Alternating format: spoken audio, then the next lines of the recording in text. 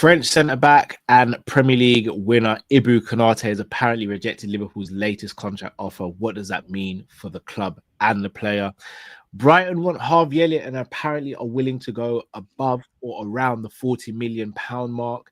And JOTA has been linked to a move away to a mysterious club, which could have implications for another striker that we all want at the club. People, it's the Monday Night Live show. Sit back, relax. Let's get into it.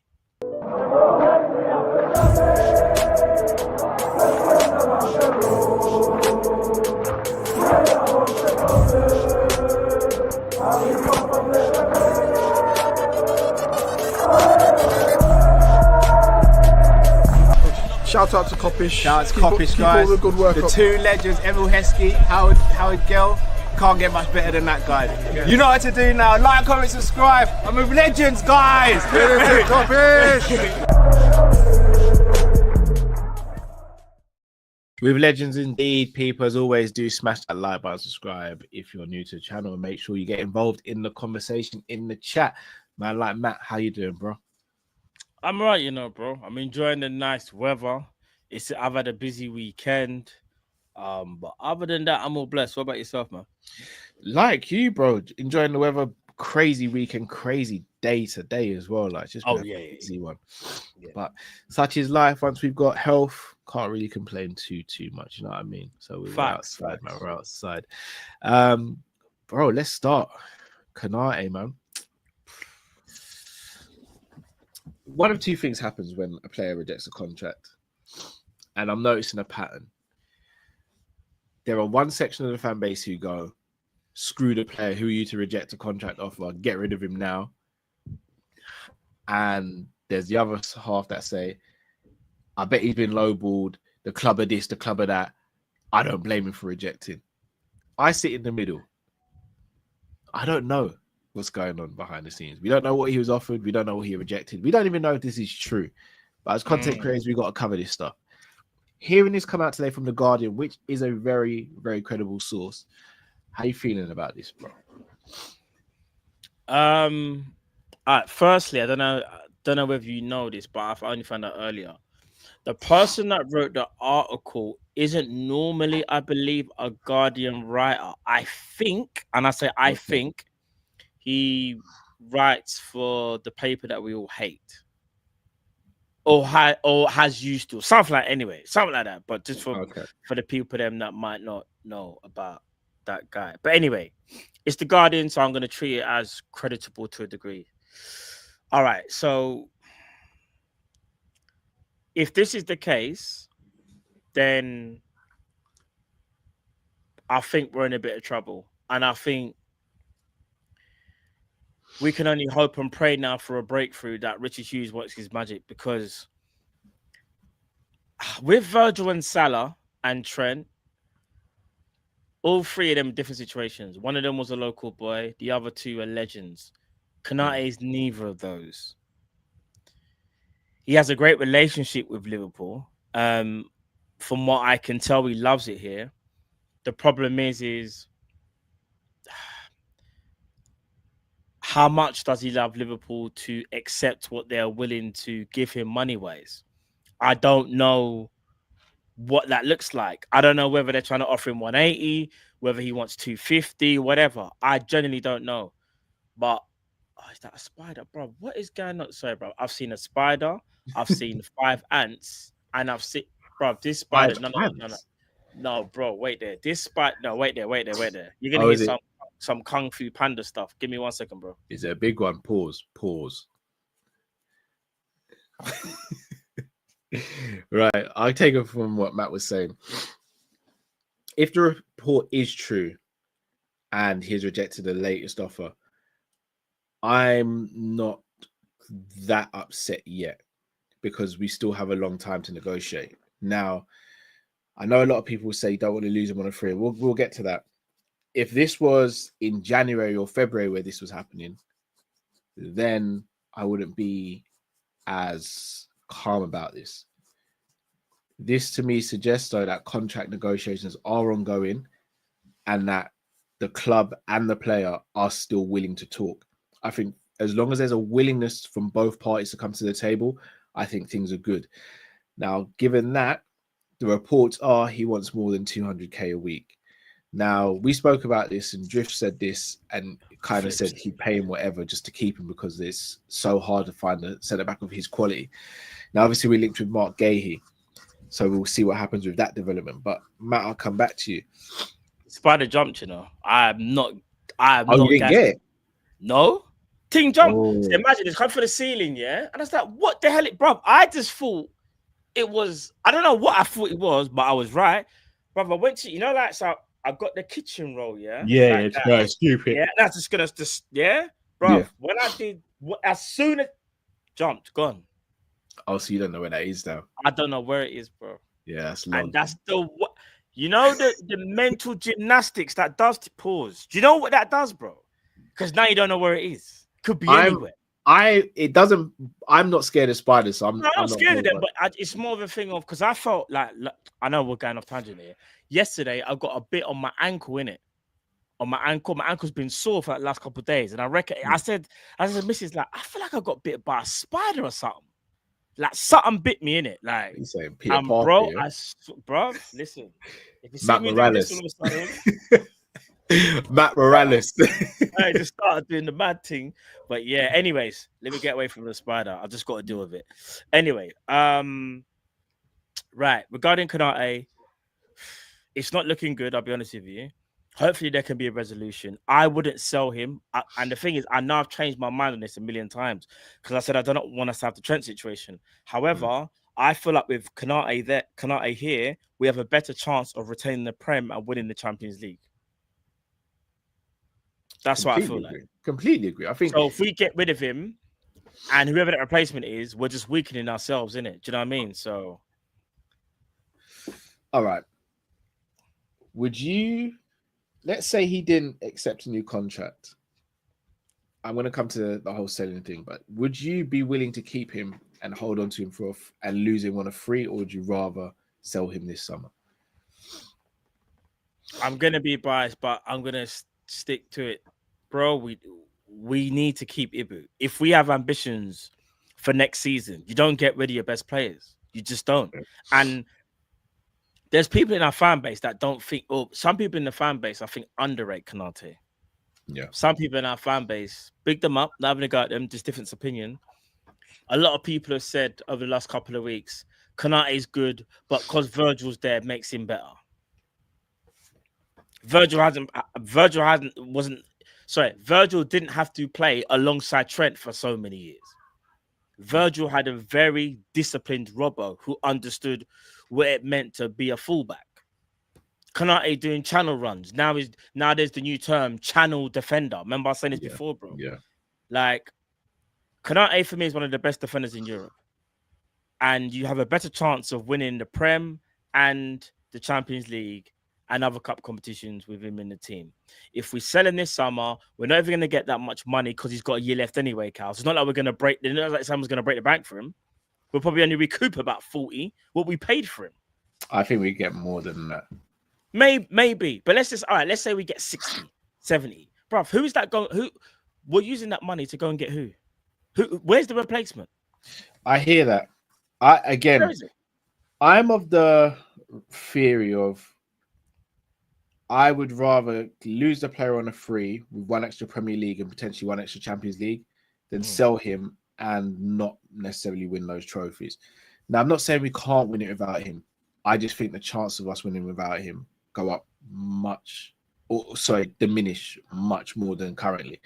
I personally think last season he was top 3 in the league in terms of centre back. I think Virgil was number 1, and then there was a toss up between him and Gabriel for 2 and 3. I'm so glad you said that. Big up the people in the chat, and I understand where people are coming from, because what it is, they're focusing too much on when he came back from his injury, and it took him a while to get back. And I remember him saying he had to fight for it. Bro, if he was finishing games, posting on his Instagram the training and conditioning that he had to do to try and get his knee right because he was rushed back. Like, come on, chat. Let's be real. Look how well Ibi was playing up until he got injured. He was literally rivaling Virgil.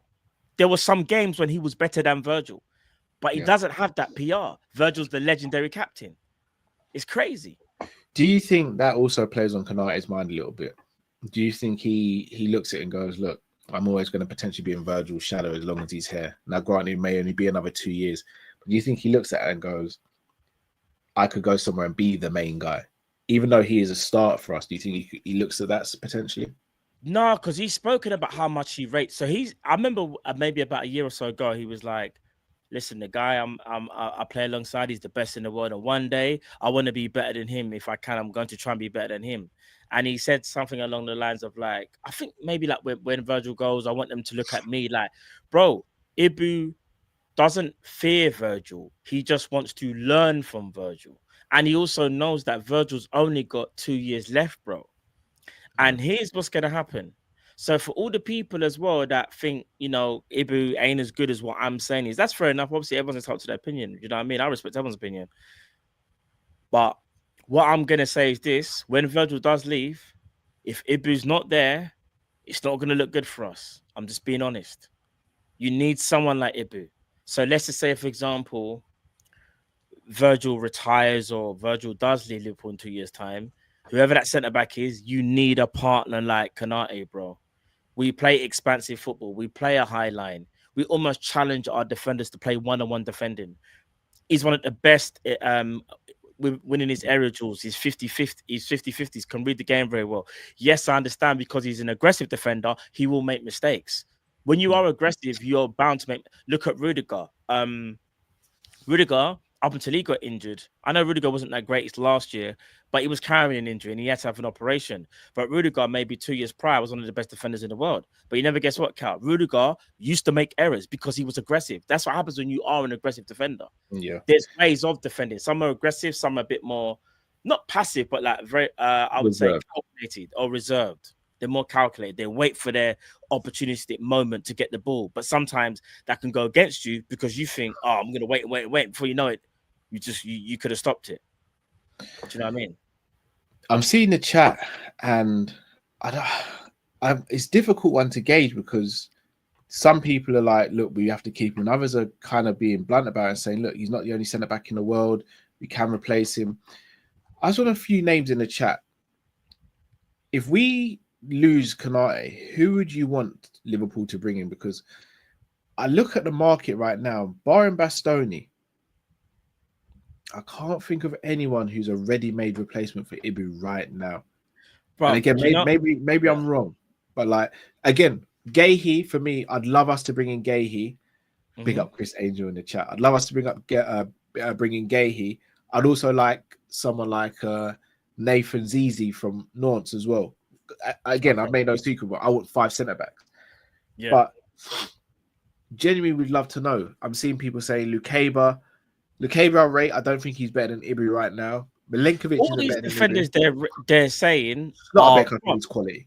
I think Slotterbeck's quality. I think Marina's quality, but I don't think they're better. I think people need to remember who we have. I think sometimes we underrate our players. I feel like right now we're underrating because I see some people in the chat were already saying like Guehi, Guehi's better in the ball. Guehi probably is better in the ball, but that's probably the only aspect, in my opinion, that he's better than Ibu at.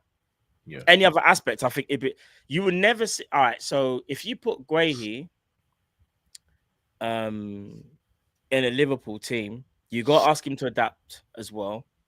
You're playing for the Premier League champions. You're playing on a half turn. I do think Guehi's got the quality, by the way, because I think he's a good centre back.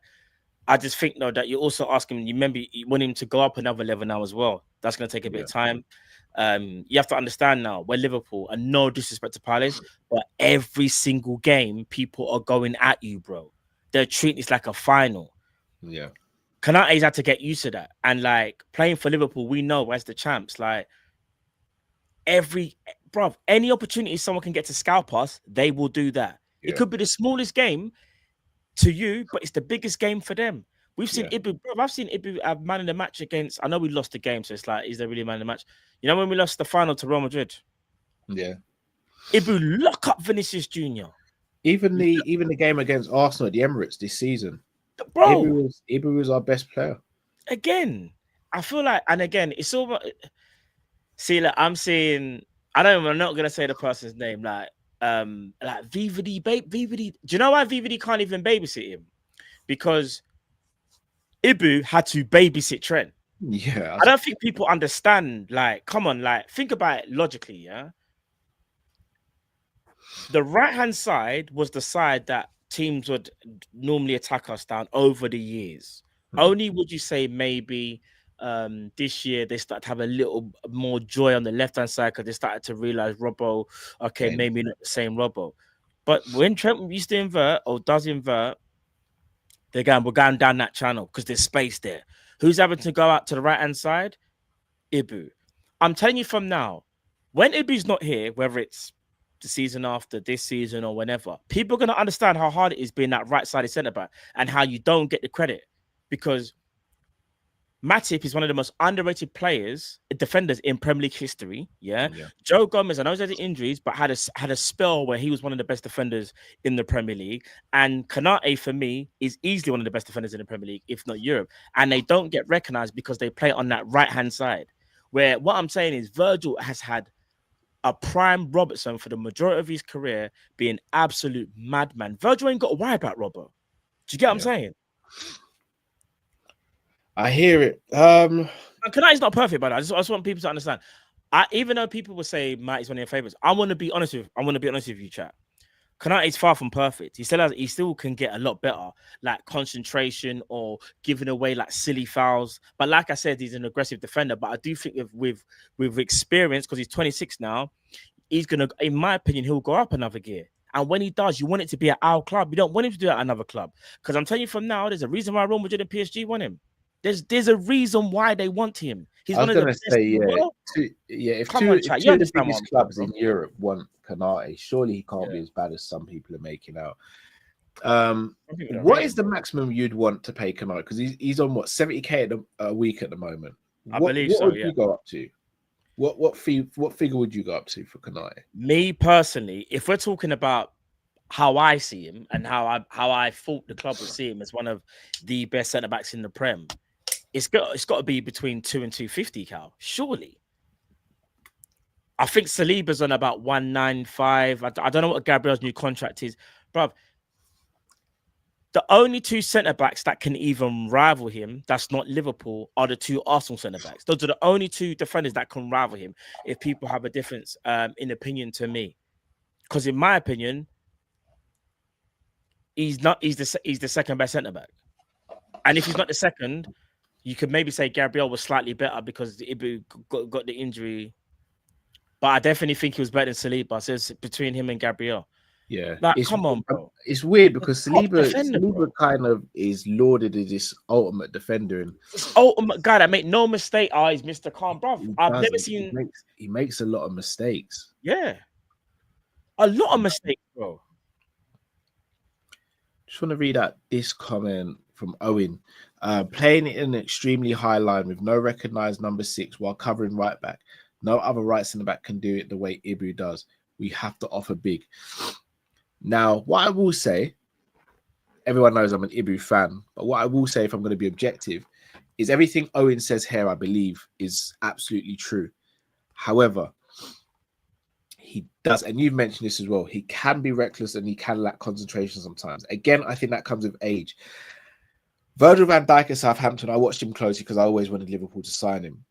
He too made mistakes at Southampton. It just wasn't to the level. It wasn't highlighted or put under the microscope as much because it's Southampton. No disrespect to Southampton. When you play for a Liverpool, a Man United, an Arsenal, a Chelsea, a Man City, whenever you make a mistake, it's highlighted even more. If I'm not mistaken, this season, Ibu, up until he got his injury, was probably the best performing centre-back in the league. There's an argument to say when he got his injury, Liverpool actually dropped off a little bit. When he came back and wasn't himself, Liverpool's defensive frailties were still on show. In order to see the best out of Konate, especially with us bringing in Frimpong, do we need to change or tweak our tactics, man? Yeah, I think we need to be a bit more organized. Now, I'm hoping that obviously I don't think Frimpong's gonna invert, but maybe sometimes, and Conor Bradley does every now and again as well. But I feel like you can trust them defensively. And if you can trust your partner next to you, you're able to play your game at a better rate, Cal. Imagine if you can't trust someone, you're going to be playing with the handbrake on.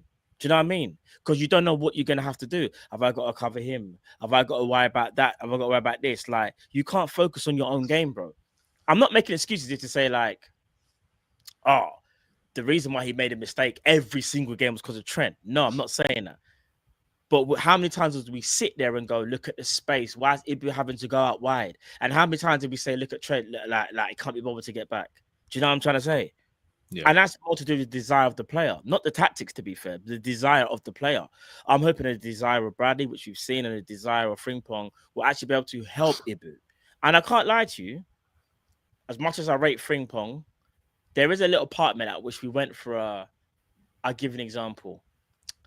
I know people like me saying this, but like a Urian Timber like right back who a little maybe thinks more defensively first, then kind of attacks. But I guess Bradley could be molded into that because I think Bradley has all the desire to want to defend. I just think he can improve defensively. Going forward, Bradley's good. That's all it is. So I think once we even a Dumfries, something a bit more solidified where man ain't always got to run to the channels all the time. Because you know, so crazy, Cal. How many times do you think you saw Virgil have to cover the channel compared to Ibu last season? I reckon if someone found the numbers will the disparity will be massive. Yeah. Do you know what I mean? I hear it. Right. Elephant in the room is Real Madrid are circulating. Now, a year ago, they were circling around a player called Trent, who is now playing for Real Madrid. Do you think the danger is that Real Madrid have already got into Konate's ear? And if so, do you think it's too late for us to do anything? I mean, if they have, then there's nothing that we can do, if I'm being honest. If they've already spoken to him and they've told him, like, we're going to get you for free, definitely, all you got to do is keep rejecting contracts, there's nothing that we can actually do, bro. Because what will happen is this. Liverpool won't really know because obviously unless the player tells them, they can only sort of gauge whether that was the case. But they probably thought that with Trent as well. Trent probably told Real Madrid, told Liverpool, I haven't made up my mind yet, you know, like, give me a bit more time. Ibi could do the same thing and we are left in the pickle. I just think, Cal, we have to be prepared to potentially lose him for free and it's going to piss me off. And the thing is, I don't know anybody that's just going to step in straight away and be an absolute bad man. There's good defenders out there, but in my opinion, there's, like you said, on the market, there's none better than Ibu, in my opinion, on the market. So, yeah, I think we'll be in a bit of trouble. And Real Madrid, you kind of know, bro. I hate to say it, man. It's very rare that a player turns down Madrid, you know. I'm going to be honest, bro. And I'm worried that, like, because think about it. If you're Real Madrid, think of it like this: you're Real Madrid, yeah. One of the best centre backs is going to be free next year, and then when does Saliba's contract run out? Is it 2027? Something like that, yeah. They could potentially get them both on a free. Remember, they've got an but injury-prone Eder Militao, injury-prone Alaba. Rudiger's just had an operation, and they've only just got in Huijsen. They are trying to get new centre-backs in. They need a new crop of centre-backs now. Yeah. Ain't Rudiger like 32, 33 now as well? Yeah, probably a bit older, maybe. Yeah. Do you know what I mean?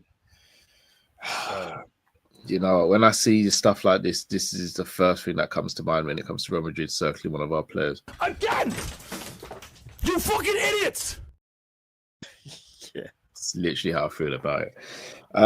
Every single flipping time, bro. They just won't leave us alone. They won't. Let me ask you a question, bro. Say, for example, Ibu turns around to the club and says, look, I'm not signing a new contract. I'm just not signing a new one. If I stay, I'll be professional, but I'm not signing a new one. How difficult would it actually be to sell him? Because it's easy for us to say if he doesn't sign, just sell him. It's another thing if the player turns around and says, I ain't going. If a situation like that happens, how do we treat this situation? Let's turn around. Let's act like he says, I'm not leaving. I'm going to stay and see out my year, and I'm going to give it 100%. Yeah. What do you do? What Liverpool could potentially do is you bring in, because everyone's saying Mark Guehi, to say bringing Gueye is the third choice, yeah. You could say to Ibi, well, if you stay, but here's the killer. This is where you have to be careful. Say you're bringing Mark Guehi, right, as the third choice, but now we're saying to Mark Guehi, now you've been bumped up to second choice, first choice, but you're starting out alongside Virgil. But let's just say Mark Guehi has a bit of a slow start, doesn't start very well. Yeah. What do you do with Ibu now? Do you do the whole stubborn thing and like, no, I ain't playing him? Because remember, it's a World Cup year, Cal. Everybody wants to play football. Not just that, the pressure Liverpool are going to be under to win the league again after signing Florian Wirtz. I'm going to be so real, yeah? If I believe that from what I've read is true, that Trent did kind of tell Slot at the beginning of the season that he potentially would be leaving and still played him, I still see the same thing happening with Ibu. I don't see Slot doing the whole, well, if you leave him, then you're not in my team. I just think Slot is not thinking about that. He's not going to put player before club. He's going to put club before player. And if he feels like Ibu is the best defender to partner alongside Van Dijk, he will play him. Because let me tell you this now, for all the people that are saying, sell him whatever or let him sit on the bench, what happens if we do that and we don't win the Prem and we don't win the Champions League? Ibu still has to perform because he wants to play in the World Cup. So he can't really down tools, because if he's down tools, there's other French centre-backs that will take his place. So from a Ibu perspective, he'll be like, listen, I'm still going to go ham because got a World Cup. I've got to play. So I've got to show the manager that I can still do this thing. That's why I feel like Ibu would have to play, in my opinion. Shout out to LFC Shankly, says the GFFN PSG remain confident and prepared to wait a year to sign Konate 26 on a free transfer from Liverpool. Well, what's going on just now? I'm doing some work with I can't really speak about it. Basically, do you think players are going too far with this Bosman ruling? And also, do you think something needs to be done to almost take away the player power thing? Yeah, because it effectively was brought in the beginning because the clubs had all the power, and they wanted to balance it out. Now it feels like the clubs have zero power and the players have all the power. How do you feel about that as a whole? Because I'll be honest, if Liverpool was sitting here on the other side of this and we were told in a year's time we're going to get Michael Elise, for example, on a free, I think we're sitting there going, oh, this is brilliant, just weigh it out. But we're on the other side of it and have been on the other side of it last season. What do you actually think of the ruling? And does it need to be tweaked for the modern game? The thing is, we only think we're hard done by when it happens to you. But when you do it to someone else, you don't care. You're like, all right, my club's moving mad. Look at that. Do you know what? Big up Super Machiavelli. He said it best. The game's the game, bro. The game's the game, bro. A club can't have its own way, and neither can a player. So, like, this was the only way of giving the player a bit of power. Now, if the club really want to, and they want to be bullish about it, or they want to be disrespectful, they can, if they want to, sell him. Not sell him because he has to agree to the move, but the club can be like, listen, you ain't gonna play. Because the World Cup year is a little bit different. But normally the club would just say, well, if you ain't gonna sign, then Rubai, then you have to hold bench, then, innit? Yeah. And then what would probably happen is the agent will say, listen, my client's not gonna sit on the bench. If that's gonna do, all right, cool, we're gonna find a club for my client. That's what would happen, innit? Do you know what I mean? But it's part of the game. The Bosman ruling's been there from time, bro. Yeah, and it just so happened one of the most profile. Yeah, since one of the most high profile ones was McManaman. Yeah, he was one of the ones that started it. Very true, guys. Smash that like button, subscribe. Let's hit up some of these supers before we move on to the next topic. Shout out to Abdelaziz. If Konate don't want to sell his blood clot, it might not be as easy as that, bro. Monkey King says, is it a wage issue or is it another Madrid thing? This is the thing. Yeah, man, don't know, bro. 20 times LFC says, look at the stats, boys. Gay outclasses Konate, coming second to Verge and pushes Konate to third. Excuse me. I don't know what stats are these, bro. And you're playing for different teams, different. The teams play different. One's playing in the back three. Like, come on, bro. Yeah. I mean, everyone who says Bastoni can't play in the back two, Gahey's been playing in the back three since Hodgson left, and that was a little while ago. And if I'm not mistaken, under Southgate with England, he was playing the back three as well. Is Gahey better than? Because do you know what frustrates me? I think sorry to cut you, Matt. I never heard anyone throughout the season once say Gahey's been better than Konate. Like, not once in our chat, in our community. And again, I rate Gahey. I think he's good. But I never heard anyone during the season go, we need to get Gahey. We need to make him our starter and put Konate as third choice. Why all of a sudden is this happening now? Because he's linked to Liverpool, and this is what fans do. They get carried away, bro, and they start saying, bro, let me tell you something, yeah? At no point in any stream we ever did anybody say we need to go and sign Gahey to replace Konate. He's a liability. He makes too many mistakes. No one has said that. But now all of a sudden, Konate could potentially leave, and there's a possibility that Gahey could be signed. Yeah, replacement Gahey. Yeah, do that, bruv. He's better in the ball. Coming out statistically, bruv. We just won the Premier League. You don't win the Premier League if you got a crap defense. You win the Premier League if you got a very good defense. That is a fact. You win the Premier League, you have a good defense. Going back to Leicester. People might not like it, but Wes Morgan and the other brother who were going on mad that year. You win the Premier League because remember, people say it. Goals can win you games, but defenses can win you titles, even though Salah kind of did break that rule. He's a bit of an anomaly, but you get the premise. Like, it's so mad to sit here now and people trying to do Gahey pop. It's crazy, bro. Like, man plays in it. You know, so mad as well. I want to ask a Palace fan. I guarantee you they say Lacroix was better. Listen, any Palace fan, I want to hear what they have to say. A little spoiler. I did a show with Rich from Eagle Eye Football, which will be coming out tomorrow on the channel. So a nice little plug for you guys, where me and Rich actually sit down and chop up for about half an hour on Gahey's qualities and what he could be for Liverpool. Now, again, if we sign Gahey, I'll be over the moon. But you're right, Lacroix was better last season, but Lacroix was excellent last season. And I think Gahey was excellent as well last season. I think Lacroix was just slightly better. Yeah. What I don't like is I don't think we need to put one of our players down to prop up another player who might be coming in. Like, again, all season, we've been sitting there going, Konate is the guy. Konate is the guy. Look how well him and Virgil are playing. And I think if we're going to sit here and go, he's only good, looks good because he plays next to Virgil, then do we have to lower our rating for Virgil then? Because it takes two to tango, right? And if we're going to be honest, him and Virgil had a very good season, but Robbo and Trent didn't have great seasons. Trent was better than Robbo, but from a defensive effort standpoint, Trent was one of the least defensive players on the team. So Ibu's having to do double shifts and has been having to do double shifts for a while.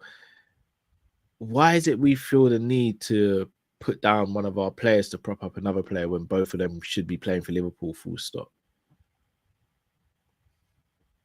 And shout out to Scraps, for example. A few others have said that he looked a little like mad next when Virgil hasn't been playing. When Virgil hasn't been playing, who's he been playing next to? This is we've already expected he's been playing next to Kwanzaa, and I think we can all agree Kwanzaa didn't have a very good season last season. So much so Kwanzaa's now being sold.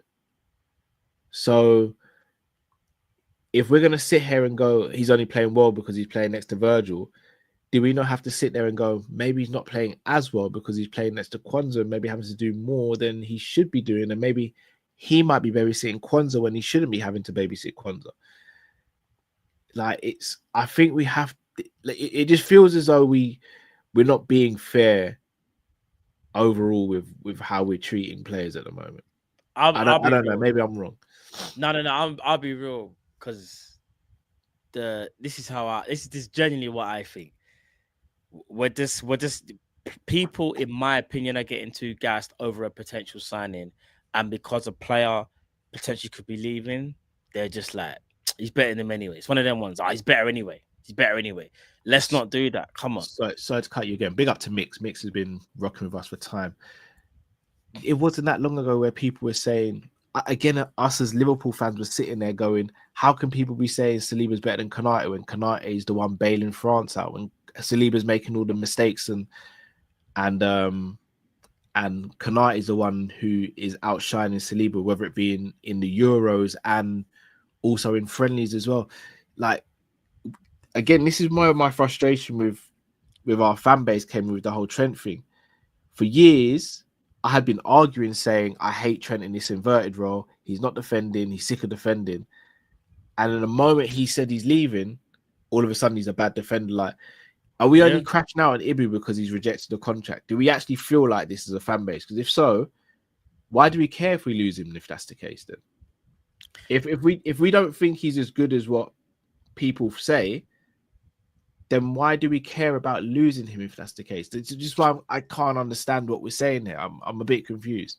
This is what I mean. And I get it. We just lost Trent. So we don't want to lose Ibu in exactly the same way. I fully hear you. And I don't want people to think that I'm biased. Yes, I rate the player. But I also know the player is not perfect. And there's still holes in his game that where he can improve. But what I don't want us to do as a fan base, though, in my opinion, is let's say Ibu he hasn't signed yet. We get Guehi. Oh, yeah, Guehi's got to start ahead of him. Well, first of all, Guehi's got to prove that first. Do you get what I'm saying? Guehi's got to prove that. Because if we do sign Mark Guehi and he has an amazing preseason and he's better than Ibu, then of course I'm going to say, do you know what? Like, Guehi, he deserves to play, bro, because he's playing better. But as things stand right now, and how it was for last year, Ibu was clear as day our best second centre back, and I think if he wasn't injured, he would have pushed Virgil to being our best centre back. That's how well I felt he was playing, in my opinion. I just think we got to respect. Not respect. I just think we got to not underrate our players just because they potentially could be leaving. I think we just need to not get too emotional, man. Don't get too emotional. Do you get what I'm saying? Because if Konate leaves, I'm gonna be pissed, but I'm not gonna like get emotional. I'll be pissed off, obviously. Like I'll be a bit like, nah, man, took the piss or whatever. I get over it, but do you know what I mean? Let's not just go too far to one side. Try and have the most balanced opinion as you can, because I know literally 95% of you in the chat really do rate Ibu. Some of you might say, you know, he's good, but Matt, you overrate him. That's fair to say. But I just think it's more of a thing of let's not go too far one side, because we got stung by a right back who literally took the piss and just left. And he left in the worst way. And we just don't want to see that again. Do you know what I'm saying? Yeah. Also, I understand a lot of people have speak about his injury record. Yeah. In 1920, he missed 38 games. 2021, he missed 24 games. And then 22-23, he missed 29 games. However, in 23-24 and 24-25, he missed 8 games in both seasons, so a total of 16. In the last two seasons,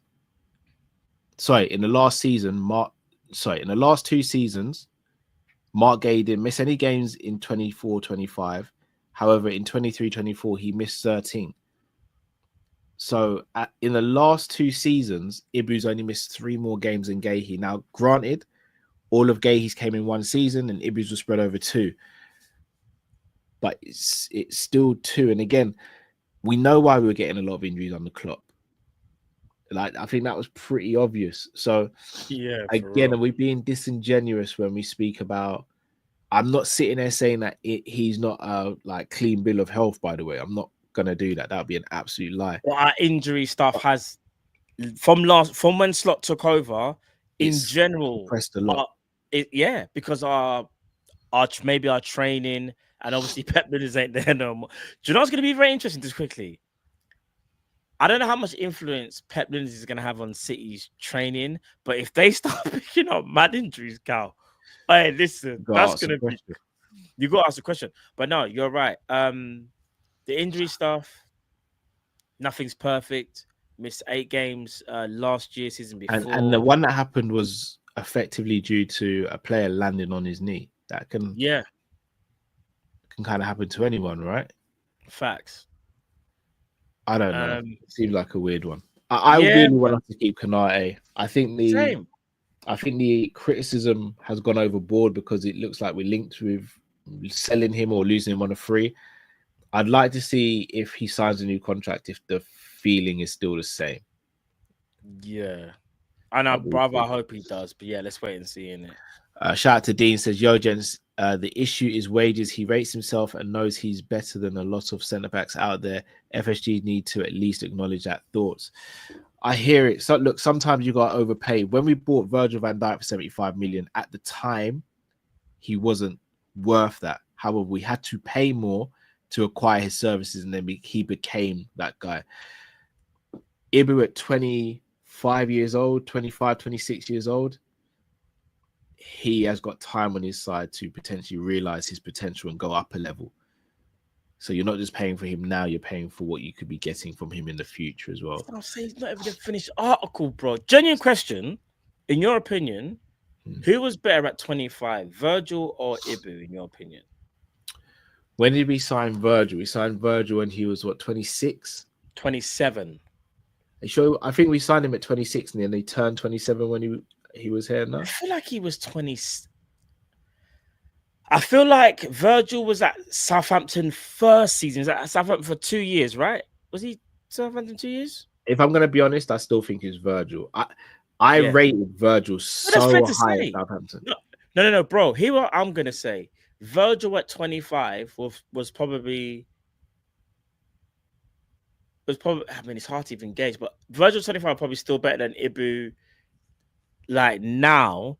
But I wouldn't say Ibu is that mad far off, because remember, you got to remember the age. Like Ibu's 25 and Virgil right now is 32. Virgil 33.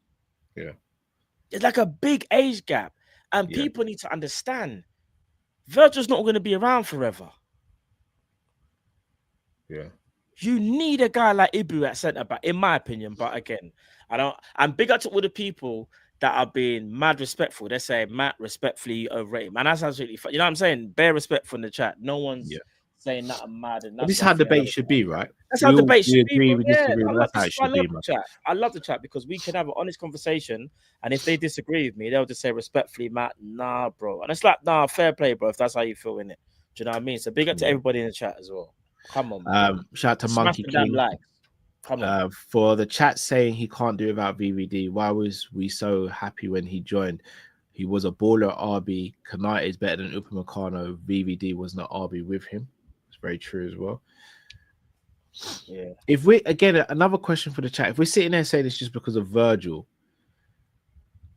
but could you not argue that Gayhe's been good next to two very good centre-backs as well in Anderson and Lacroix, who arguably were both better than him when he was at Palace as well? Just Sorry, say that again.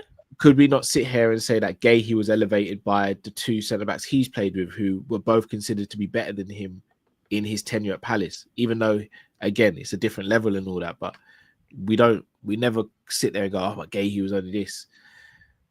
I don't know. Do you know what it is, Carl? I'll be so real. We're linked with Guehi, and obviously when you're linked with a player, people always want to look and kind of like rate the player because the club's after him. But I'm just gonna say how I feel about it. Because I always say my truth. I don't follow suit. I'm my own person. You see, Mark Guehi, I just think he's a good centre back.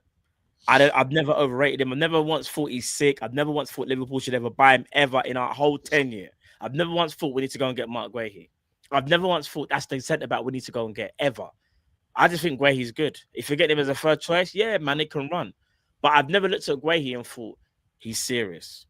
Yeah, I can look at Saliba and go, he's serious. I could look at Gabriel and say he's serious. I could look at, say, people are gonna laugh at this, but you know me, Cal. Akanji, before the injury or whatever, I think he's serious. I'd even say, when like, what's his name? Botman. I said he's serious. Like do you know what? I'll even say this, yeah. I wasn't even the biggest fan of Braithwaite. Do you remember what I said to you? I'm not sure about Braithwaite, yeah. But you see Braithwaite, He's quality. potential high, bro. He's And quality. he's a good centre back. If he went to Everton, he would be the one I'd be. He'd be the one I'd want. Yeah, like do you get what I'm saying? Like, I've never really looked at Mark Guay and thought, Dad, we got to get that centre back. Like, we just have to. Like, do you know what I mean? Even Hoyson, I said, no, Hoyson, nah, he's cold. He's got potential as well. I just look at Mark Guay here now since we linked him and gone. Do you know what? Mark Guay is a good centre back. You know, that's not a bad move to get. Like, it's not the worst thing we can do. But some people, for me, are propping him up so highly because we could sign him. Yeah, that's just me. Do you know what I'm saying? Because I'll be so real as well. A fully fit Joe Gomez is better than Guehi. That's not even a debate. Do you get what I'm saying? Ooh, Gomez is better than Guehi, bro. Don't do that to fully fit Joe Gomez. How are we doing here? When was the last time he was fully fit though, Matt, and played a sustained period at centre back? All right, not centre. All right. 2 seasons ago, we done a left back team, but I think he played a couple of games maybe at centre back. But I said fully fit though. Like, no, I know you did. After one, not knocking, he's kind of. Shall I tell you what it is?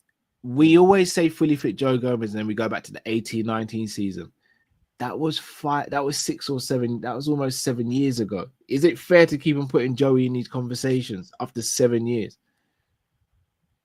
And I love Joe Gomez, and I'm saying this as someone who doesn't want to sell Joe Gomez, but can we keep on saying a fully fit Joe Gomez is better than XYZ? That's true. I can only go by 5 years. No, you're right. Because remember, when I'm saying this, when I say fully fit, I am talking like old school Joey, innit? And there's no contest. Obviously, we're talking about Joey now, and even if he's fully fit, you don't know what you're gonna get, and I don't know how long it's gonna take for him to break down potentially. So, but yeah, I think if we was to get Mark Guehi, I think he automatically, for me, he would have to fight Konate. I don't like me personally. Do you know what it is? I think some people rate Guehi like more than how I rate Guehi, if that makes sense. Like, I don't see him as that top. Like, some people are saying, "No, Matt, he's so cold," and I think Guehi's just good. And I don't know whether I'm being harsh. I just think he's good. So, question for you and everyone in the chat: if you were to rate Guehi out of 10 as a defender, what would your rating be for him? Just for yourself and everyone in the chat. I'll give you mine as well. Yeah. And then how do you rate Konate? Same question about Konate as well. Okay, so for me, I'll say 7. I think he's good. Yeah, I'd say 7 out of 10. What would you rate Konate? I'd say either an 8.5 or a 9.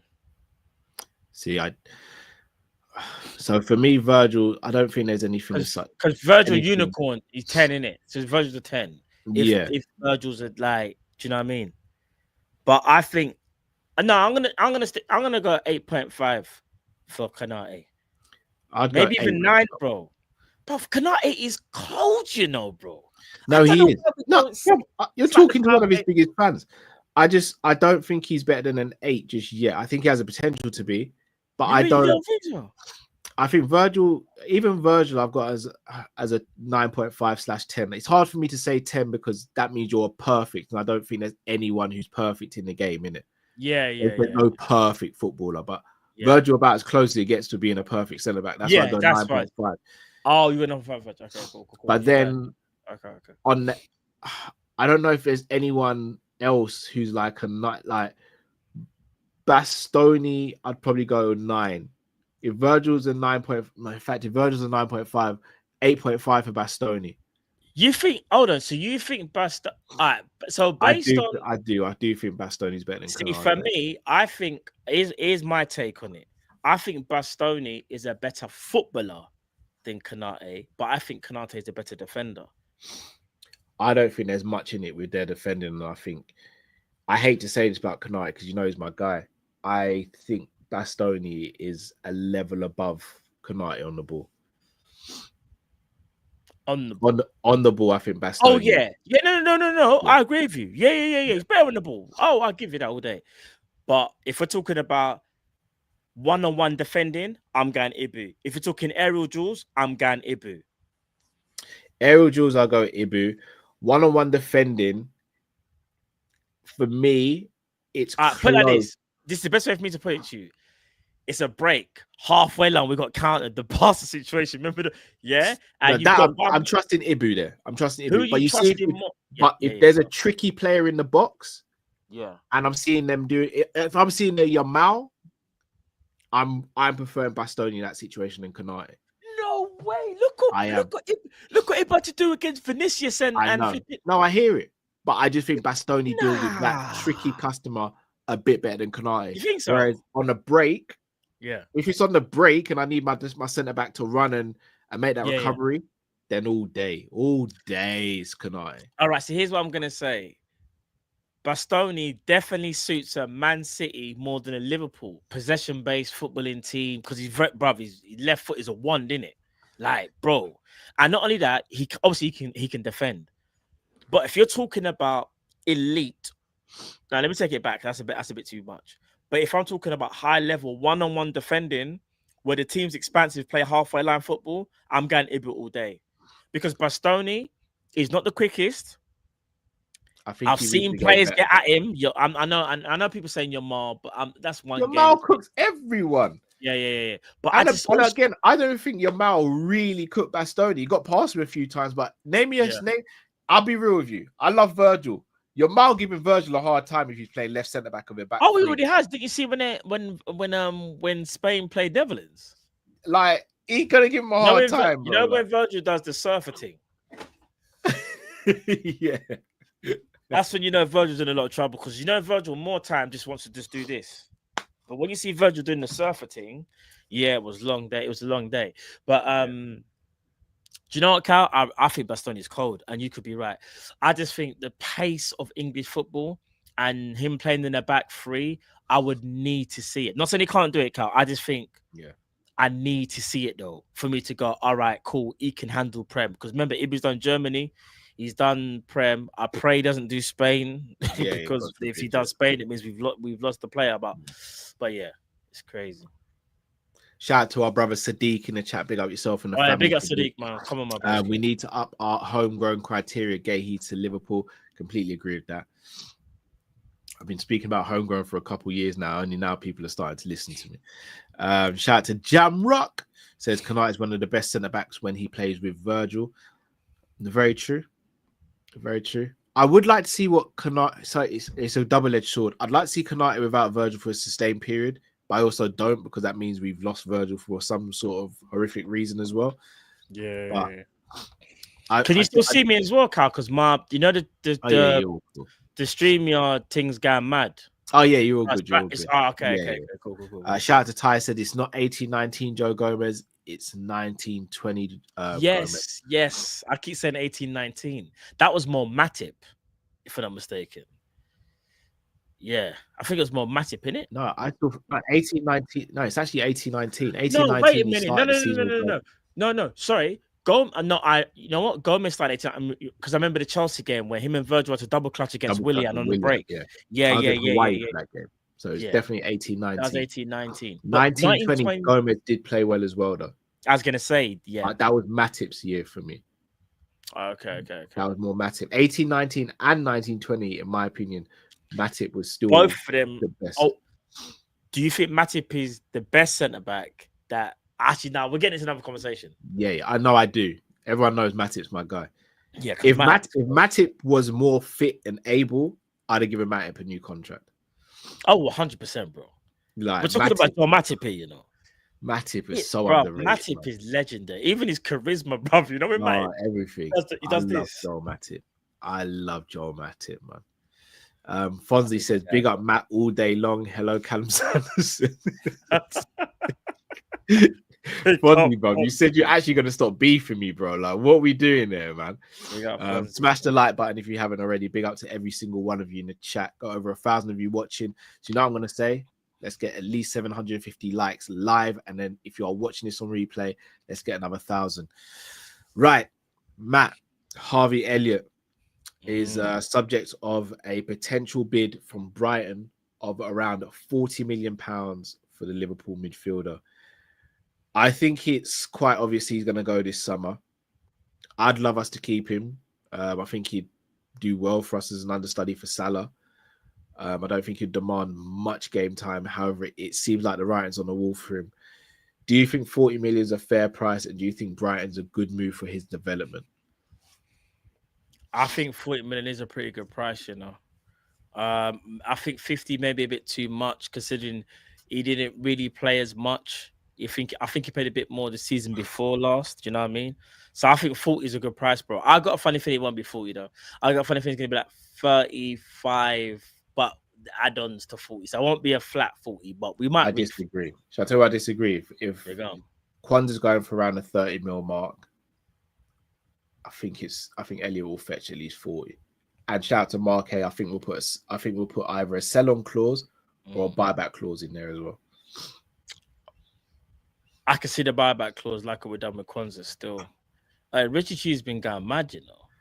I've been shout out to Lakers. No, Richie Q's going mad. I don't know what changed from the summer before to this summer. My owners do what they do. I need us to stay in the car because everybody had a right to crash out at the beginning. We can't sit. All right. Apart from corporate cow, that's what we're gonna call him now. So it's not Cowcuss anymore, people. It's corporate cow. TRC. So it's still CC. It's still CC. Corporate cow. Yeah. So everybody apart from corporate cow had a right to be annoyed because remember, no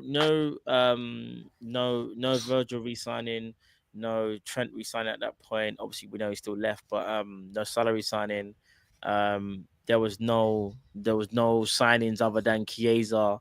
Mamadashvili was a deferred transfer. You know, he's arriving. Like, come on, man. Like, we were gonna crash it on the ownership because it wasn't enough. And even though we won the league, hear me out. This is why me and Jamrock always agree, bro. Look at Jamrock's comment. We always agree. They wanted to assess the team they are. Do you know what? Cool. I'm gonna say this to you though, Jamrock. Big up Jamrock, by the way. When they was assessing the team, did they know Mo was gonna have that season? Let me know, Jamrock, what you're saying. Because in my opinion, if Mo doesn't have that season, we don't win the league. It's that simple. No one can tell me he did have that season. No, but that doesn't come in the assessment, does it? Oh yeah, Mo pulls out of 2020. Come on, this is what I mean. This is what I mean. Some people will never be satisfied. You got Florian Wirtz. How much are they paying you?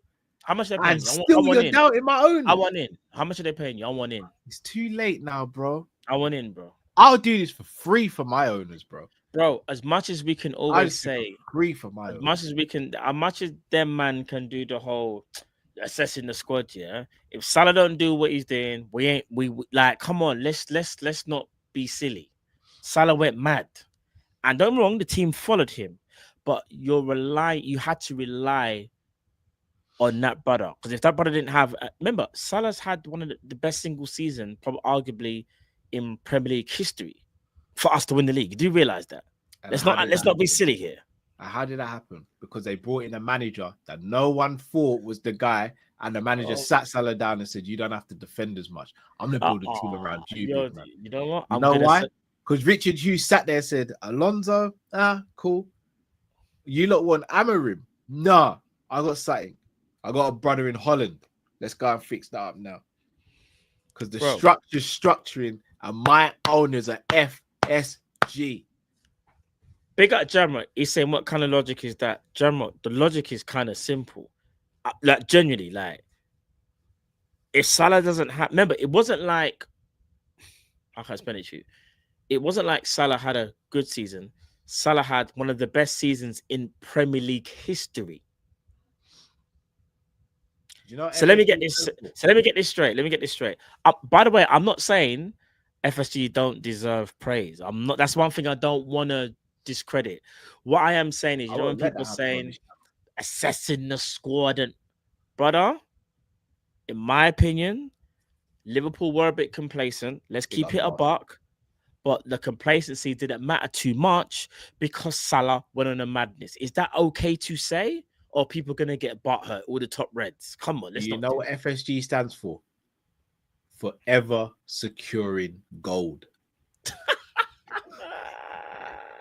That's what my owners do. Forever securing gold.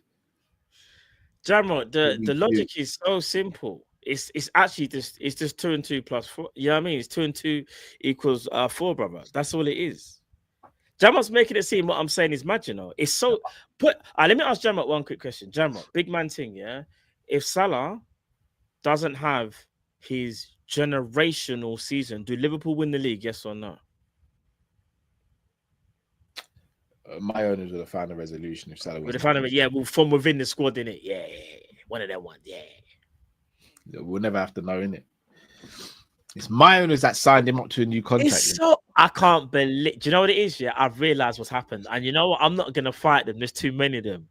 They will run me off my own show. There's too many. We're outside now. We're outside. You're outside because we signed Verts. We're outside now. We're outside. We're outside. I hear it. I ain't saying nothing else. I ain't saying nothing more. Money off a run. I ain't saying nothing more. My problem, money. I'm in money. I can't, bro. Look what's happened. Look at this this comment right there. No. I knew there were more FSG and people like me in the chat. And I'm bro, listen, I'm not saying nothing in it because if you start talking about stuff that's happened prior, people act like it never happened. If a tree falls in the forest, no one's around to hear it. Doesn't even make a sound, man. Who signed Nunes? Klopp. Who does Klopp work for? RB. Who did he used to work for when he signed Nunes? Linders. No, who did Klopp work for when he was at Liverpool, bro? The club. The structure wasn't there when he signed Nunes. The club. Who owns the club? Say the 3 letters with me now. Fenway Sports Group.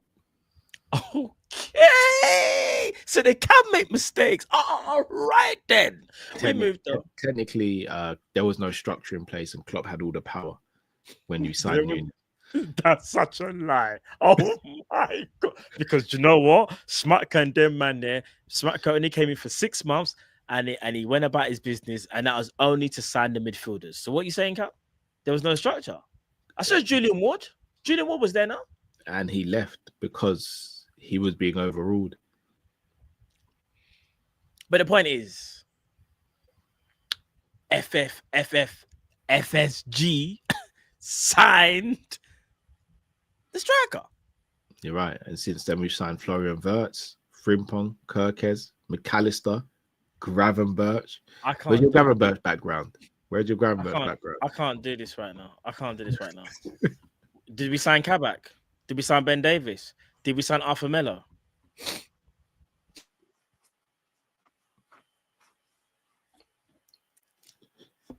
We can't hear you, unfortunately, Matt. We think you've been your mic's not working.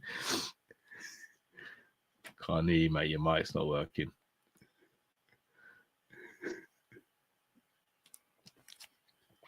We can't hear you, Matt. Your mic's not working. You might be on mute or something's happened to your mic. You muted me and I didn't even realize. Man, that's crazy. No, man said I was muted. I thought I was speaking, you know. Nothing about that. You're taking the piss. I don't know, man. Maybe it was a sign from the big man that you're doing too much still. But I'm gonna say this though. All jokes aside, listen. What they're doing right now is amazing work. All I am saying is, all jokes aside, there was a reason why everyone was crashing out at the beginning, innit? And I'm just glad that, like, I know some people, big up Jamrock, some people believe differently to me, and some people believe that they was assessing and rare tear. I feel like there's a bit of truth in that, Jamrock. I'm not gonna lie to you, but I do feel like they kind of under what's the word I'd say? Underprepared a little bit squad wise, because it was only literally Chiesa that was brought in from the team that finished third last year, and I felt like we could have done a bit more. Hence why we tried to get Zubimendi and Rare Tete, you know what I mean? But going back to Harvey Elliott, look where he's ended up now. What? Who? Zubi. Where's he now? Arsenal. Yeah, bro, he's going up, bro. I don't understand. Anyway, good luck to him. Let me ask you a question, Matt. You go. Would you have rather we signed Zubimendi, or are you happy that Gravenberch is there? Oh my God. You're so shameless. God, nah. Wait there. Because I know which one I'm choosing. If we would have signed Zubimendi, do you think it would have been the end for Grav, though, all jokes aside? Or do you think he still could have helped in certain games? All jokes aside.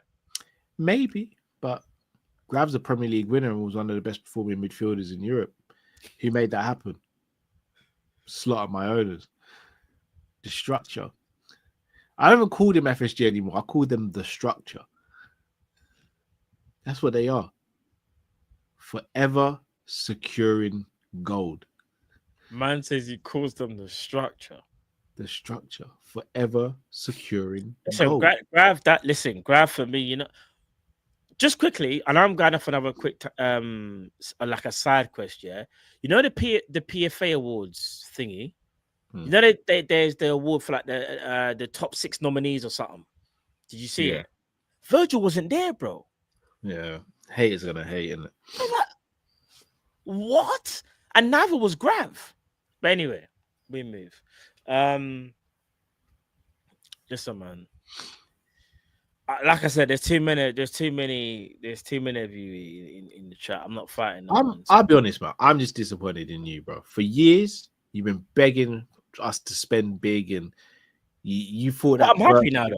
You thought Verts was a pipe dream when I was saying to you behind the scenes, like, brother, if these man want Verts, we'll sign Verts. And now it's still not enough, bro. I can't believe when we sign Isak, what are you gonna say then, Matt? What are you gonna say then? So are we signing Isak, yeah? I tell you what, if my owners want Isak, he'll be a Liverpool player.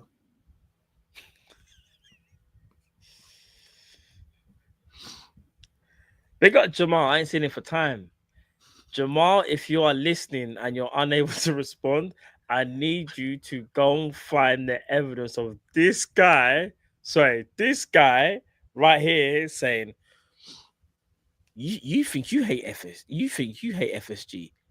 Bruv, I hate them more than you ever could. Bruv, that's what you said, live on stream. If we're going to speak about what I said on stream, then I did say my owners FSG to the day I die. So if we're gonna bring all the evidence to the table, bro, then let's bring all the evidence. You said that, and you've hated that ever since. Don't even try, bro. I just said it was AI. I never once said I was ashamed for saying what I said. Nah, bro, your guy mad. Listen, don't get it twisted. We're both happy in it because we signed Florian Wirtz. And big up for the people that have been following us for a while. Me and Kyle used to do the Adversity show for the members, and we used to talk about midfielders, number 10s, defenders, all of that stuff. And one of the first ones we ever did was talking about number 10s or attacking midfielders, I believe, because we didn't play with 10 at the time. And me and Kyle was like, Florian Wirtz. And then we both looked at each other and was like, yeah, but we're never going to get Florian Wirtz. Like, it's just never going to happen. Why are we even talking about it? I couldn't say too much because I knew certain things were going on behind it. No, this is terrible. I can't say too much because I know what's going on behind the scenes. Yeah. Okay, the paycheck. Yeah, I hear it. No, bro, I told you, bro. FSG would never have to pay me. They would never have to pay me. So what are you saying? Free? That sounds a bit mad, though. We say it like that. Forever securing gold. I just want to be part of the gold rush. I don't need to be taking gold from them when they're giving us gold every season. I can't believe what you're saying, because if any Liverpool employee, which they do scour the internet and YouTube and whatever for content creators that say stuff about the club, yeah, you're definitely gonna be speaking to John Henry if you aren't already, bro. Mr. Henry, if you need someone to work and do some work for Liverpool, and you want someone to do it for free, I'm your man. Carl, you're going mad. You're getting so carried away. You need to be brought back to reality, bro. I'm telling you. I don't think I'm going to be. We're signing Florian Wirtz, and now you're just going mad. Yeah, I hear it because it's the best signing. Do you know what? Just quickly,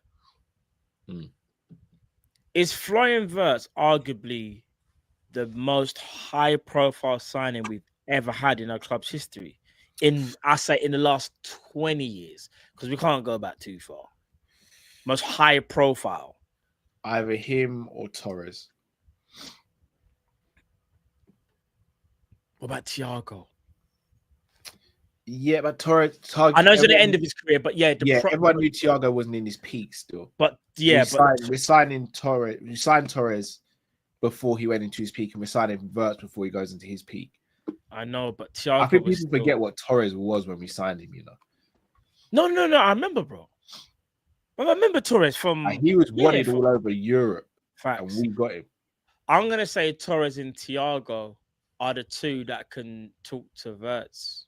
I know Thiago's was 29, but bro, Thiago Alcantara is for me the most gifted player we've probably ever signed in the club's history. Who sanctioned that? Oh my god. Jesus. They're so good, man. They are so flipping good. When we needed centre backs, what did they sanction? Konate. No. When we needed centre backs.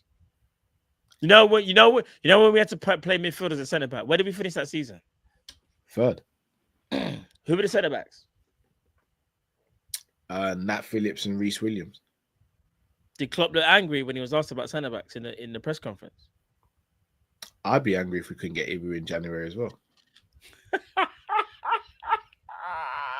I swear. But we don't settle for less at Liverpool. No, this is crazy. We don't settle for less. No, Suarez was as well. But if you're talking, all right, so for me personally, Torres is not even resume.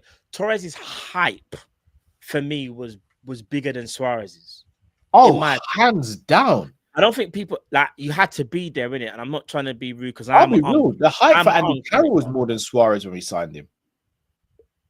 Yeah, no, it might have been. It actually was. Because not many people, it sounds crazy, unless you really knew about Suarez, you didn't know. Whereas Torres, you just kind of knew from when Torres was wearing the total 90s and you know them ones there, like you just knew, bro. Torres had adverts there. Torres was the golden boy. And that was at the time when we had Gerrard. Bro, Gerrard. You know how good you have to be the golden boy when you've got Gerrard, a prime Gerrard in the team? Bro, imagine because Alonso and Mascherano were already there. Yeah. I'll never forget when we signed Torres, bro. Nah. Do you know what? Yeah, that signing there. Get this trending. It would be an honor. It'd be an honor for my name to be a part of this establishment. Fenway Sanderson Group. It would get the hashtag going. Big up yourself, Brendan. You just made yourself a legend on this channel. Fenway Sanderson Group. That's got a ring to it, you know. I can't believe what I'm seeing. That's got a ring to it. That's got a ring to it. Big up Jamie. Big up Jamie. I can't believe what I'm seeing. Yeah, back to Elliott, bro. Do you reckon we sell him this summer? And if so, Brighton's the place to go? I think he gets sold. I think 40 million does it. I think it'll be a good place to go because Brighton play football. No matter who their manager is, the ethos is always the same, innit? We don't play no long ball foolishness. Keep the ball on the ground. We try and make things happen. I think Brighton, because I think they could lose. I think the even more reason why I think this move could go through, because I do believe that João Pedro is going to leave and João Pedro plays the 10, and I can see Harvey Elliott playing the 10 at Brighton. Where do you reckon João Pedro is going to go? Either Chelsea or Newcastle, if I had to make a gamble right now. Dance me, puppets. Dance me, puppets. Dance for me. God, this is so funny. Oh, the puzzle pieces are just moving around the board and click. When it happens. This is what spending does to our man, you know. I'm telling you. Yeah. Oh, I told you I'm changed, bro. I'm rich as hell now, bro. Massively rich. I'm rich now, bro. I'm unstoppable now. I'm unstoppable. I don't even finish my meals, bro. I leave half the plate there now just for the sake of it. Nah, you're going mad. I will say this though: if we was to get Isak, we break the internet. I know Verts kind of did. Isak is like, I don't think people. What's so crazy? All right, this is gonna sound mad. Let's say we sign Isak. What do you think is a bigger signing, Verts or Isak? Isak. In your opinion, you think Isak? Yeah. Okay. More money we come across, the more trophies we see. I don't know. They want from me. It's like the more money we come across, the most trophies we Man see. singing a Diddy tune. I can't believe what I'm hearing. FSG, PAPPO. Guys, we gotta stop I'm this gonna behavior. be shameless for the summer. I told you, Guys, we for gotta the stop this summer. behavior, man. Smoke for the summer, bro. Nah, chat. What is going on? This talk leads me on very nicely to another subject. Yeah, Diogo Jota was apparently over the weekend subject to a £37 million bid from an unnamed Big Six club or a big club. Swear. There's also rumors circulating today that Newcastle would like to purchase Diogo Jota. But we only know that's only gonna end one way, innit? If Jota was to go, I think that's when we definitely get Isak. That's if Newcastle want to get Jota. We would make that deal happen, in my opinion, if we get Isak in return with some type of maybe or it'd be like 100 mil and Jota or something. Like something like that. I don't know. Sounds achievable to me. Newcastle gets some spending money. And then it'll be Isak and Diaz as the two strikers for next season, isn't it?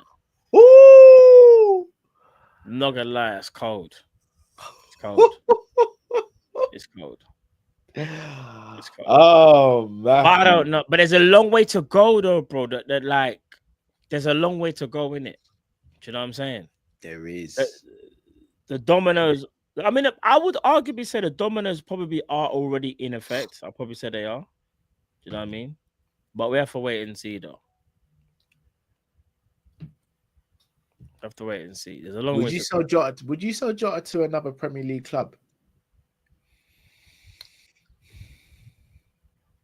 I'll try and sell him abroad if I can. I know. I think we all would. But would you sell him? But I probably would. But I just know that it's gonna come back to haunt us. Potentially, but if we got an Isak, if we get Isak though, we're not really like. Don't get me wrong. We're sad Jota's gone because of obviously what he's done for the club, but we understand it, innit? So if it meant selling Jota, I mean, if we sold Jota to Newcastle and we get Isak, bro, like, we're good in it. We're good.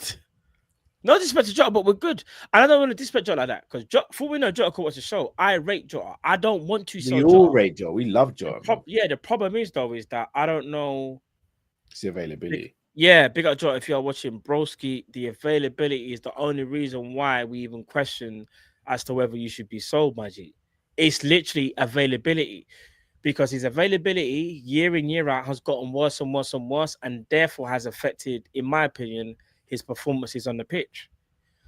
Do you know what I mean? Yeah. Do you think Jota could potentially have a role to play for Liverpool still? It's hard to see, you know. If it is, it'll just be a super sub, bro. And I don't think Jota wants that. Jota wants to play in the World Cup, innit? I'll be so real. Jota's in a techie situation. You want to know why? If we get in a striker and let's say it's Isak, Jota's in trouble because I know he ain't gonna get no much minutes or as much of minutes as he would like playing up front. He might get a bit of rotation more so because Salah goes AFCON. Other than that, it's a bit techie for Jota. The thing is, where can Jota go where he'd be a starter in a top team though? So I don't think we'd sell to Arsenal, given that they're so close to us. And I don't even think Arsenal would come in for Jota. City won't. No. I don't think Chelsea would either. I don't think Chelsea. Nah, don't that profile a striker. See a couple of you guys saying Barcelona. Barcelona ain't got that sort of money. I can see Villa, you know. They're gonna get cut. Him and Ollie Watkins. Yeah, I can see it. Yeah. Who's Spurs? Solanke. Could he out Solanke out the team? I think Solanke's like A that fit, was a fit and firing Jota is easily ahead of Solanke. Again, it's yeah, just fit and firing, more so fit. yeah. I don't think he Now goes that people have down. said it in the chat, I see Villa.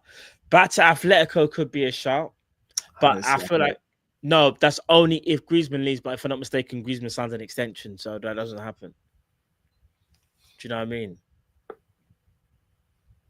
Javo says Syria. Do you reckon any of the Italian clubs look at him? He could work in Serie A. Like the league, a little bit slower. Do you know what I mean? Not as frantic. Not as what's the word I'm looking for? Do you know? Shout out Punishing, to so to Ben. He speak. said Porto. I'm gonna go on a tangent. If and Porto. when Gyökeres leaves, could he go to Sporting? That's too much of a step down, in my opinion. Still Champions League football. Nah, it's too much of a step down. In my opinion, I think it's too much. You think? Yeah. He's better than he's not just for Sporting, he's better than Sporting. I think that's going a bit too far. He's not I know I was gonna we'll say retire. He could probably play for like I'm trying to think of another Prem team. Call me a madman. I can see him going back to Wolves, even though I just said step down. Yeah. See, I think It depends what Wolves are doing, though. I think he'd rather go Sporting than Wolves.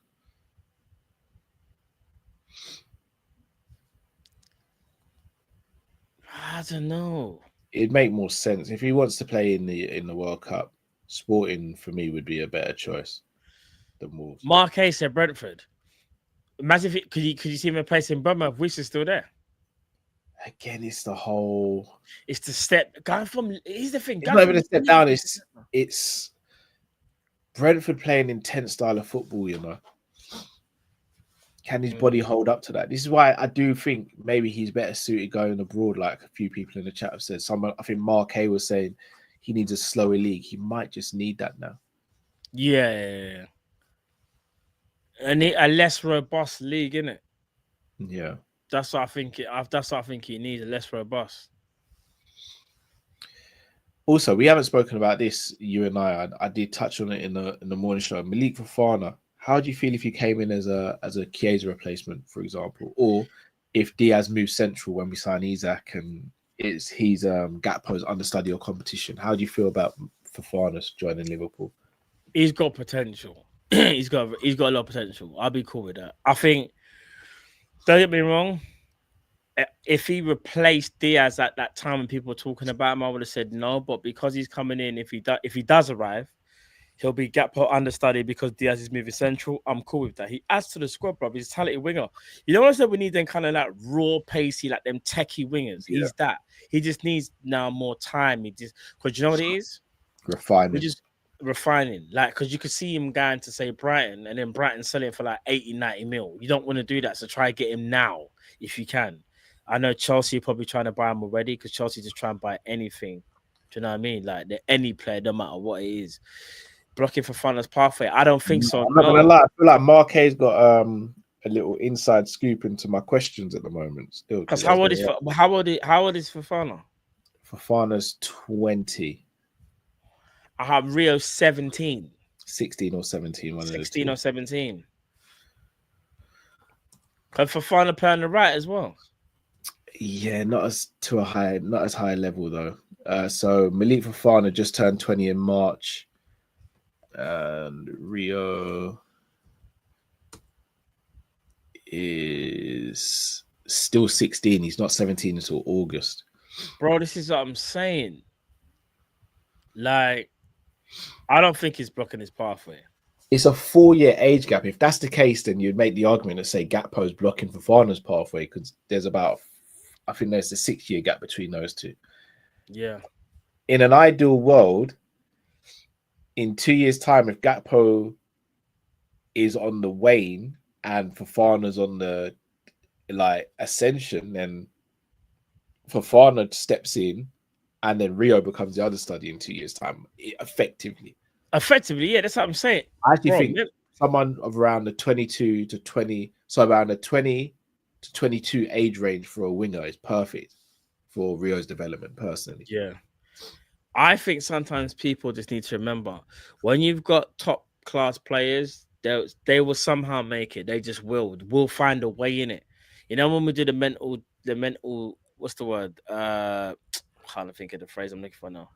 But when we do too much, basically, and we do, but if we've got him, how does he play? We'll figure it out. That's the phrase I'm looking for. Mental gymnastics. We will figure it out, bro. We just will. When you've got that many talented players and you've got a talented manager, the manager will always find a way. Do you know what I'm saying? There's a reason why, PSG won the Champions League, in my opinion. Do you want to know why? Because they had so many bad men in that forward line that they said, don't worry about that. Midfield was certified. Up front, Goncalo Ramos couldn't even start, and I know he had an injury. Barcola didn't even start. You had Doué there, Kvaratskhelia there, Dembele there. Bro, they had beer options. I'm telling you, we need options. Because at some points in time, players will either drop out of form or they get injured. One of the two will always happen throughout a season. That's inevitable. I hear it. All right, let's see out these supers.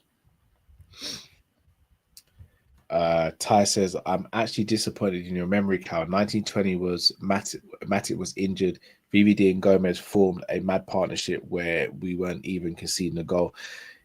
It was both. So Matip started 1920, then got injured. Then Joe Gomez came in, and then I think Lovren filled in a couple of times as well. In 18-19, Gomez and Virgil started the season. Then, if I'm not mistaken, Matip came in, got injured. Lovren came in, and then Matip came back in the team. So 18-19 and 19-20, Gomez was quality. Both seasons, I remember that. I just feel 18-19, it was at his best, though. Yeah, I just remember around 6 months. We say 6 months, but around 4, however months it was, half a season for 18-19, half a season for 19-20. I remember it, bro. He was brilliant. Joe Gomez was brilliant. I'm just saying it was such a long time ago. Can we still use that as a barometer? I don't. Yeah, exactly. Yeah. I think it's unfair to do that, but once again, I really don't want Gomez to leave. Like, not just for homegrown, but just a little bit of continuity in defense as well. And he's a Swiss Army knife. Once he's fit, he can cover all of those different positions as well. No, facts. So for me, it's a no-brainer. Yeah. Shout out to Ty again. He says Gomez was injured half of 18, 19, 12 starts. He also did make quite a few substitute appearances that season as well, though, if I'm not mistaken, Ty. Matip only started 8 league games in 1920. Is it only 8? I don't even know.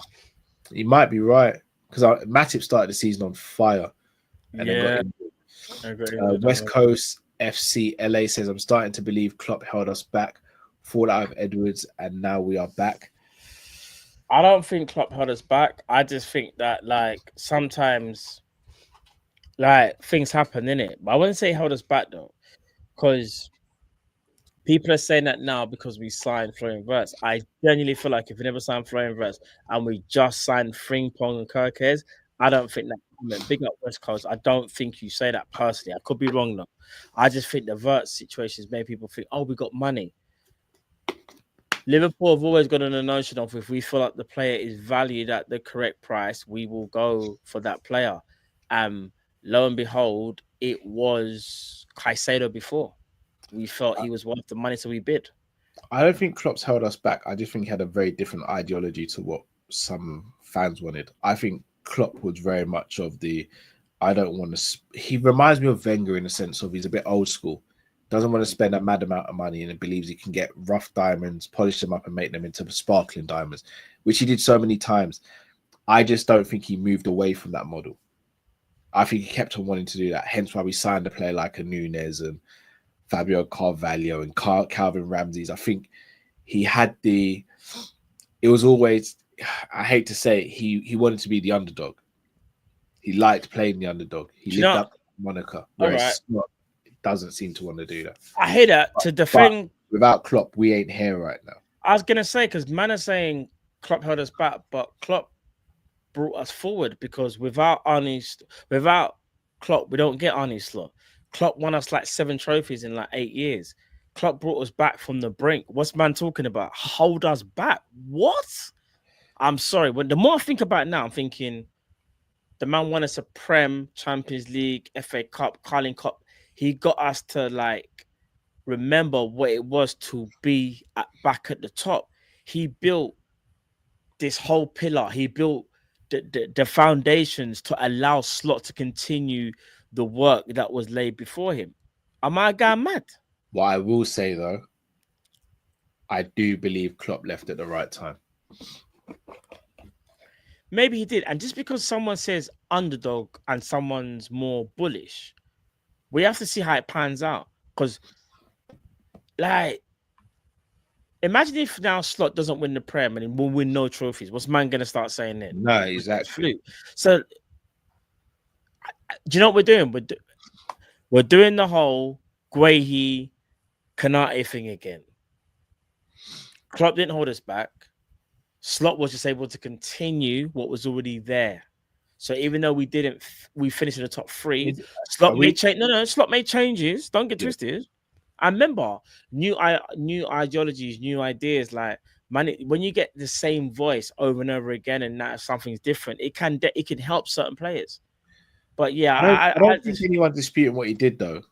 I think the super chat is more saying, but held us back is crazy. Again, I don't agree, but could the super chat, and again, maybe I'm getting it wrong from my side, but could the super chat be saying, yes, he brought us to the pinnacle, brought us to the peak, but then was he, because of his listening to Linders, because of him being involved in so many other things apart from the coaching, the fact that he didn't want to lose players like Hendo, the fact that he didn't want to sign certain players and only wanted to keep a certain set of players, could there not be a sense that he was becoming a hindrance to himself, as opposed to the ruthless Klopp we got at the beginning when he basically was going to leave Sacco in Alcatraz? Whereas, did he fall too much in love with some of the players because of the success that they brought each other? It made it difficult for him to move away and enhance the squad. Remember, we could have signed Bruno Guimaraes, said no to it. Could have signed a few other players, said no to it because he wanted to keep the players that we had. He only freshened when he was forced into it. All right, here's what I'm gonna say though. All right, so I held us back here, but then Klopp was the first Liverpool manager to get us to win the league in 30 years, but he held us back. When you say held us back, I think what you could, on FSG, what you could say though is you could say he had flaws, because every manager has flaws though. Every manager has flaws. I think that phrase that the person said is wrong. I think you could just say Klopp had his flaws and it hurt us at certain points. But to sit there and say he set us back or held us back, I think is wrong. Everybody's got the league. If he stayed, do you think we would have won the league last season? Hard to say. It's very easy to sit there and say no because look at the adjustment that Slot made. Genuinely, I don't know. Genuinely, we could have made adjustments. Hand on heart, I don't think we do because of Linders and the fact that Linders had such an impression on this team. I don't think we win the league. No, I'm not. I'm saying because I think Salah would have left as well. If Klopp stayed, I think Salah goes. Again, I don't know. They all rate Klopp. I don't know. No, they do, but I think Salah and Klopp, that you could see their relationship start. What it is, they're different managers. Linders, yeah, you're right. This starts to kind of take over a bit more. But then man, I sit here and criticize Linders. But then there's a lot of people in the chat that really rate Gakpo, and that was a Linders signing. You know them ones.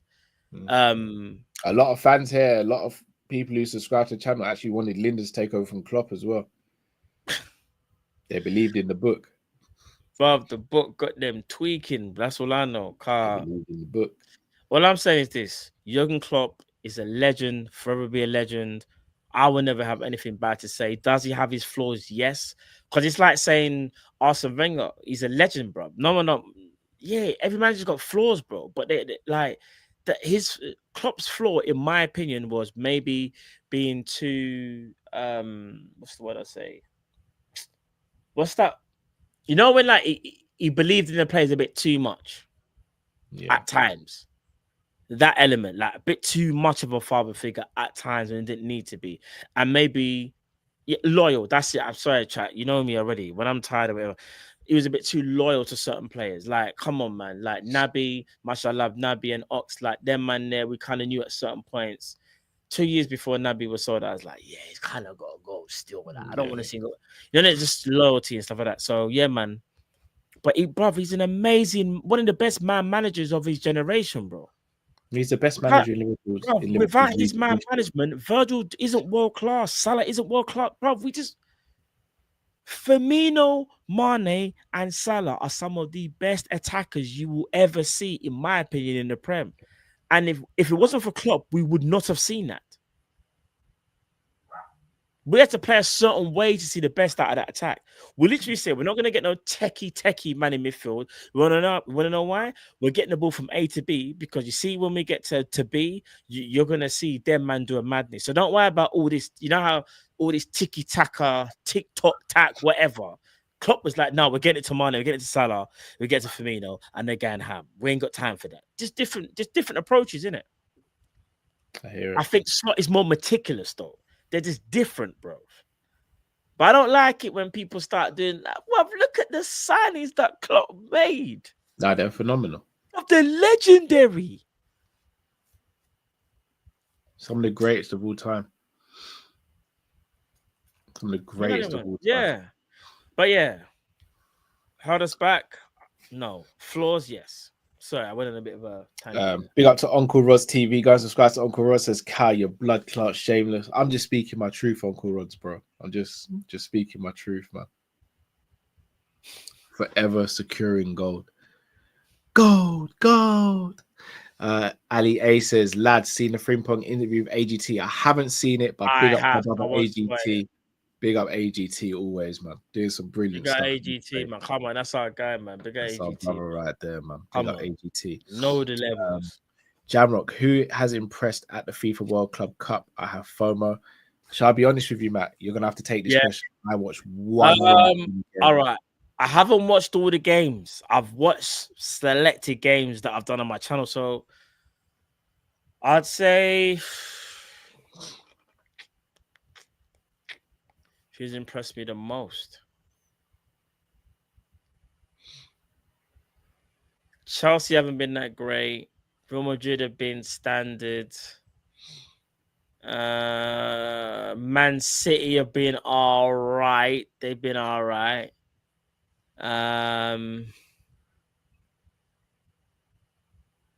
There's not been a standout. Maybe this half Botafogo, maybe, because they did beat someone the other day. I was quite surprised. Maybe Botafogo, but they got Atletico next as well. That's going to be interesting. And I'm not going to lie. I would have nearly said PSG, but PSG got beat by someone the other day as well. At least he's been on it as well. Yeah, the Bayern Munich have been good as well. There's a few. Shirky. I mean, Shirky, didn't they beat someone today 8-0, I think it was? No idea. They went ham, innit? They went ham. But yeah, I don't know. I ain't watched it that much in depth. South American teams have been playing well, though. Funny enough, I'm doing a game on Thursday. I'm doing the Man City versus Juventus game. So I want to see what Shirky and Man City are playing. Look at them a bit more closely. So people, stay tuned for that. If you want to go and see that game, I'll be doing that on my channel, Man City versus Juve. See what City are saying. But yeah, I was like, let it out. They're out. Oh no, because I haven't been keeping up with the scores today. Lies. No way. Bruv, Kai, there's 100 million on the line, bruv. Yeah, Atletico not out, but they beat Botafogo today 1-0. Man City won 6-0. Sean saying that they're out as well. Are you not sure? PSG won 2-0 today against Seattle, though, but that's Seattle. One thing I will say, Cal, about the Club World Cup, because there's so much money on the line, you are getting 90% of first team players. Yeah, yeah, of course. So it's not a joke thing, you know, where like you're gonna see man, you just don't even know who's there Yeah, yeah. because money's on the line. They One have thing to I will go out. say, yeah, when you do get the two good teams and you're able to see also on goal difference. Okay, I didn't know. Fab said they're out. Fair play. Yeah, you will get like people them put in their first team. It's not a joke team. So I'm gonna try it again because of my scheduling with life and everything. I've yeah, struggled. no, I hear that, bro. I haven't watched all the games. Like I said, the people So, them, yeah, like I said, I'm doing a game on Thursday still. shout out to Ty says not Man to labor the City. point. Joey started 28 in 1920. No, I hear it. I just feel like I remember Joey being of a high level in 1819, not by a landslide, but yeah, Joey was fantastic over those 2 years. 100%, Ty. 100%. Shout out to Yeah. Chris who says this transfer window has been nuts. Like going to Jamaican restaurant and they actually have the food you want. No winner of that from FSG. Up that. Yo, bro, I that was is laughing. I was on the phone to one funny. of my good friends the other day, and he went into Caribbean and asked for some. What did he ask for? He asked for something, and they were just like, "Nah, we don't have that." And I was just like, Yeah, "You idiot! that You is the goes to a Jamaican restaurant at 8 in the evening and asks for your certain. guy mad. You must have mad. Hey, Yeah, you no way can't that's go there. happening. Eight in the evening. You're supposed to That's get what you want. crazy. You get pot No, rice for that, bro. facts. You get pot rice. You get pot rice and a little bit of coleslaw. That's Yeah. it, bro. It's a joke. Coastal run you in anything, And bro. you got the patties that no one wants as Yeah, well. Like yeah, the yeah. leftover patty that's been Yeah, there for veg time. patty. Yeah, vegetables. No one get. I mean, big up all the veggies out there, but it's very rare that you go into a Caribbean. I Yeah. haven't seen a lot of them that got asked for them thing there. So No, yeah, it man. don't happen. It don't happen. But look, people, we're gonna start rounding up here. Matt, and obviously, apart from Thursday on your channel on Big Up, anything else you wanted to tell the people about? No, just that for now. But stay tuned. I know I said this before, but just keep an eye on my socials, and you guys would know what's about to happen. I can't really say too much yet because I'm waiting, what I told you earlier on, Carl, waiting for something to sort out a little approval thing, and then Yeah. God and willing. then so once that's done, you'll get an announcement, and yeah. But now Thursday, people, make sure you tune in. Man City versus Juve. I'll be doing that on my channel, and obviously tomorrow I'll be on Hassam's show with Carl tomorrow. We might have a with Tom Little as couple well. Big Up shows potentially tomorrow as Yeah. well. So look out for that as well. That's a good point. And you're gonna see me on Enzi's channel as well, most likely Wednesday as well. And yeah, man, just basically just keep an eye. Yards, yeah. I can't say too. Soon, brethren. Imran, I have no plans on very interviewing soon, brethren. If I ever get an interview, Misha, Imran, you'll be the first to know, bro. I won't let you on the stream because I know you might say something wild, but you'll be the first to know. Big up, Mark. Mark, I promise you, it's not that. I'm waiting for something, and then it's close, bro. I ain't abandoned that. I promise you, and I'm not gassing. I will also be on Monty's channel later on tonight as well, around midnight. So make sure you look out for that. You'll be redirected to that channel and that stream straight after this as well. Yes, people, it's been another one in the books. Enough love to each and every one of you. Smash that like button. Well over 1,000 of you guys watching. And subscribe if you're new to the channel. Make sure you look on the socials and make sure you switch on the notification bell for when we're going live. I have 2 videos out on YouTube tomorrow and maybe even 2 on Big Up. So we'll be busy. So make sure you're in the loop and staying up to date. Enough love to you all, people. Until we see you again, stay safe, stay blessed. Thank you all for watching and listening. We're Kop-Ish and we're out, people. Take care. Love, people. Stay tuned. I ain't going nowhere. Come Stay on. tuned.